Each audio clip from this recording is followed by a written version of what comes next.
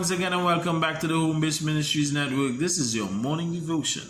And we continue in the book of James from chapter 5 verses 4, where James draws attention to gain acquired by corrupt means. You hear what I'm saying? He draws his attention, our attention, to gain that is acquired by corrupt means. Will itself cry out to you. Literally seeming conviction is ignored. Conviction is ignored in that process. But the same cries that you ignore of those who are and have been unjustly treated shall be heard by the Lord of the armies of heaven. That's what he's saying. From the beginning of the chapter, James is picking at who he calls rich men, and now even clearer, employers, businessmen, about unjust treatment towards deserving workers. This also must be applied to many circumstances in your life. All right, where you expect yourself to receive adequately from the labor you provide. So likewise, someone expects to be fairly treated by you in your compensating them. Right?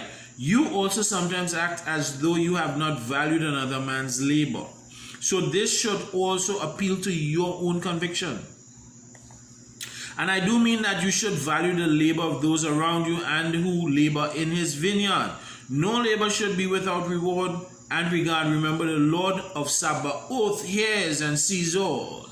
No unfair treatment will go unattended. I do hope it appeals to your conviction today. As you see, we all try to apply things only to our benefit, ignoring where we fall short. All right, and as believers, that is absolutely wrong. We must first, as believers, apply things also to ourselves and be doers and not hearers only. In verse 5, James reminds us all that we have lived in pleasure on the earth.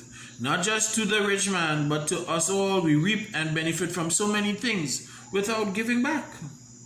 He says, ye have nourished your own hearts as in the day of slaughter, which means you only think of yourselves and ensure that you take first and of the best. Truly we show no consideration towards God whatsoever. He says, you live in pleasure. How many of us walk on a one-way street in faith, only asking with no intention to give, all at his pleasure? Now let me ask you something. If James is speaking directly to the rich men, to businessmen, employers, whoever, how do you think they are going to hear this? Are they believers? Are they believers? Only believers can receive the word with understanding. So now ask yourself, who really is a rich man? Who are the rich men that James is speaking about?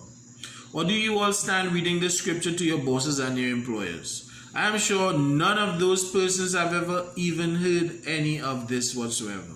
So who really is a rich man James is talking about? In verse 6, James is short in what he says here, and that is that ye have been unfair in your ways, and still God has not rejected you because of your ways. You. Today, before we go quickly to condemn and interpret things too quickly and apply them to the lives of so many people, let's look firstly and apply all scripture and correction to ourselves in our lives and situations, knowing and remembering that he doeth not resist you.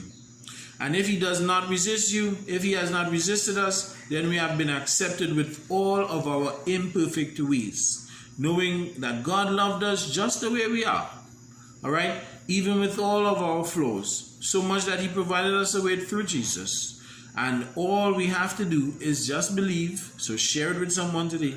Believe that he died so we can live. I'm telling you that God is going to bless you all. This is Pastor Solomon de la Rosa, and I'll see you guys tomorrow, if God wills, in God's grace.